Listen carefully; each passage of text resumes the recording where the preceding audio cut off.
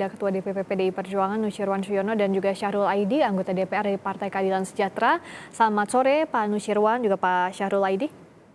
Selamat sore, Assalamualaikum warahmatullahi wabarakatuh. Waalaikumsalam warahmatullahi wabarakatuh. Saya ke Pak Nusyirwan terlebih dahulu. Pak Nusyirwan, bertepatan dengan 1 tahun pemerintahan Joko Widodo Ma'ruf Amin, keluar survei Litbang Kompas yang menyebutkan 45,2% puas, tapi 52,5% masyarakat tidak puas dengan kinerja selama 1 tahun ini. Evaluasi dari PDIP apa? Ya, seperti yang sudah dijelaskan tadi di awal oleh Sekjen, bahwa masuk 1 tahun pemerintahan Pak Jokowi itu langsung berhadapan dengan pandemi COVID. Tapi catatan yang lain pula, seluruh negara di dunia ini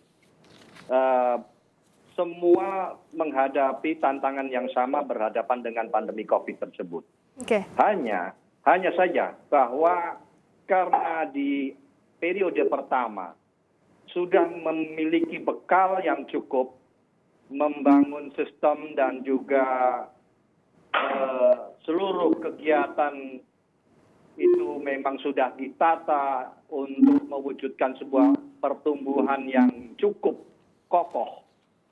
Meskipun menutup beberapa ketertinggalan sebelumnya, ini merupakan bekal yang cukup baik, yang cukup handal untuk menghadapi masa pandemi ini. Maka kita lihat dari seperti tadi diungkapkan yang berkaitan dengan survei Litbang Kompas, bahwa angka tersebut adalah sebuah hal yang wajar saja. Ada beberapa kekurangan tadi di sekitar 56%. Kalau kita ukur dari negara-negara lain, mungkin akan sulit untuk mencapai pada angka 25-30% saja akan sulit. Tapi dengan Indonesia yang demikian besar tingkat jumlah penduduk, kemudian wilayah yang demikian luas, mampu untuk mengatasi pada kondisi pandemi COVID ini adalah sebuah hal yang perlu kita menjadi catatan tersendiri. Itu saja yang harus. Jadi kalau PDIP melihatnya dalam menghadapi pandemi ini angka yang cukup baik. Kalau dari PKS dengan catatan ini apa yang PKS lihat? Apakah ini artinya sudah cukup baik meskipun pandemi atau hal lain? Mohon maaf, saya tidak mendengar tadi angka apa tuh. Survei Litbang Kompas, Pak Syahrul Aidi menyebutkan bahwa 45,2% puas terhadap kinerja Jokowi Ma'ruf, 52,5% tidak puas. PDIP tadi menyebut bahwa yang jadi kendala adalah pandemi yang menghantam di awal pemerintahan Jokowi Ma'ruf. PKS setuju dengan ini yang jadi kendala? Kalau hasil survei itu kan tentu banyak indikator yang yang dijadikan sebagai acuan untuk meletakkan kepuasan publik terhadap kinerja presiden. Kami melihat bahwa sebetulnya yang kita bicarakan bukan pada kepuasan atau tidak kepuasannya, tetapi lebih kepada kinerja dalam menghadapi pandemik COVID-19 ini. Bahwasanya kita melihat di negara, di dunia ini tercatat bahwa Indonesia adalah negara ketiga dengan death rate yang cukup tinggi.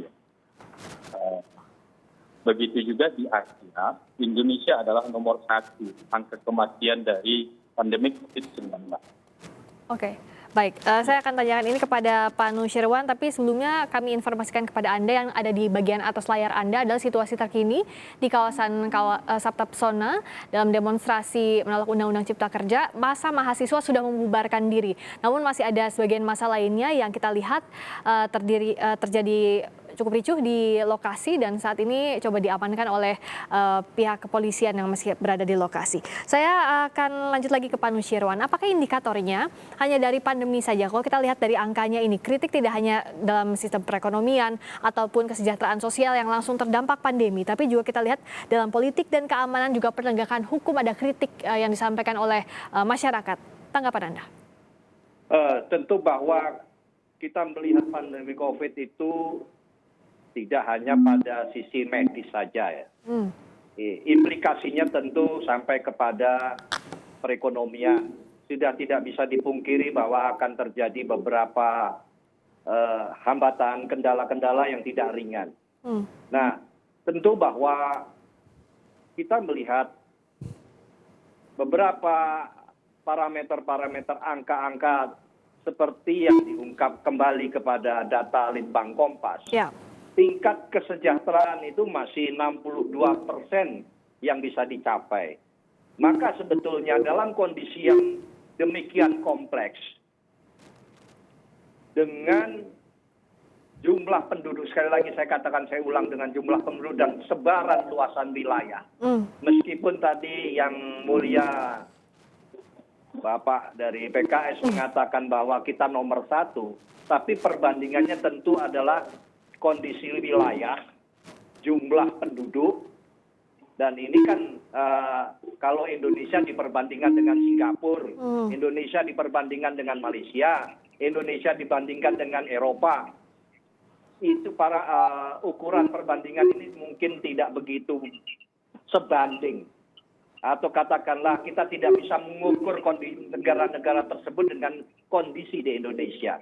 Maka saya katakan bahwa meskipun memasuki 1 tahun pertama ini tidak langsung berhadapan dengan pandemi COVID ini, dengan hasil 1 tahun dengan angka-angka yang diungkap, menurut saya pribadi atau katakanlah institusi masih mampu melakukan recovery, melakukan pemulihan, melakukan penyelamatan, pengendalian untuk seluruh aspek di negeri kita ini.